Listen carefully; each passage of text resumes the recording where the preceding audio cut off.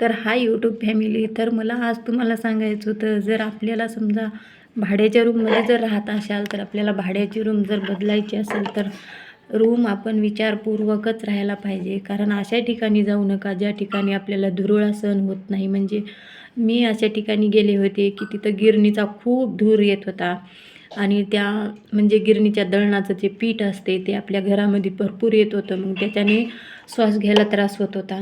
असं प्रत्येक जणाला होत नाही, पण असं एखादं असते की त्याला तो त्रास सहन होत नाही. मग अशा लोकांनी रूम बदलताना गिरणीच्या ठिकाणी जाऊ नका.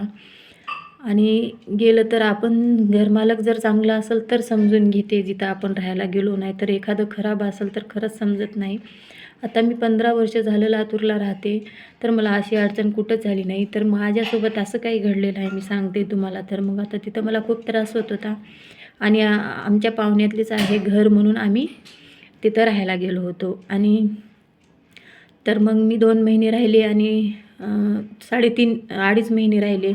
तर 15 दिवस कमीच होते मला 1 महिना भरायला. तर त्या लोकांनी आमच्याकडून 1 महिन्याचं भाडं म्हणजे आमच्याकडून 3,500 जास्त गेलेले आहेत. तर 3,500 त्या लोकांनी जास्त घेतलेले आहेत. असं कुणी पण गरिबाचं घेऊ नये, कारण सिटीमध्ये अगोदरच बायाला कामं नसतात आणि एकट्याच्या कामावर पूर्ण घर, लेकरांचं शिक्षण चालवावं लागतं. खूप कठीण असते. तर त्याच्यामध्ये त्यांनी आमच्याकडून 3,500 असे जास्त घेतलेले आहेत. तर सांगायचं असं की असं कुठंही जाताना विचार करून जा आणि आपले जिथं असतात तिथं तर खरंच जाऊ नका. प्रत्येक लोक असं नसते, पण 100मध्ये 1 तर लोक असं असतेच. कारण मला आता 15 वर्षामध्ये कधीच असं काही झालं नाही, पण पहिल्यांदा पाहुण्याच्या घरात गेले आणि तिथंच असं झालेलं आहे. तर तुम्ही थोडं विचार करून जा. आणि पहिले आमचे घरमालक खूप चांगले होते, पण माझ्या मुलाचं ट्युशन रोडच्या पलीकडून असल्यामुळं आणि मी रोडच्या अलीकडून राहत होते, तर वाहनाचं भीती वाटत होती, म्हणून मी रोडच्या पलीकडून जाण्याचं ठरवले आणि तिथं गेले. अशा ठिकाणी गेले की तिथं मला सारखा दवाखाना लागत होता आणि डॉक्टरांचं एकच म्हणणं होतं की तुम्ही गिरणीच्या ठिकाणी, मी त्यांना डॉक्टरला सांगितले होते मला धुळीमुळं होते, तर गिरणीच्या ठिकाणी राहू नका, कुणाला पण होऊ शकते आणि अस्थमाचा पण, दमाचा पण त्रास होऊ शकते. असं प्रत्येकाला होत नाही, पण एखाद्याला होऊ शकते, तर तुम्ही ती रूम बदला, असं मी घरमालकाला पण सांगितले होते. तर त्यांनी ऐकून घ्यायचं नावच नव्हतं. त्यांनी म्हणतात की आमचं पूर्ण 1 महिन्याचं भाडं द्या आणि घरातून निघा. तर कसं आहे, 3,500 आपले जास्त गेलेले आहेत. तर विचार करून तुम्ही राहताना राहा.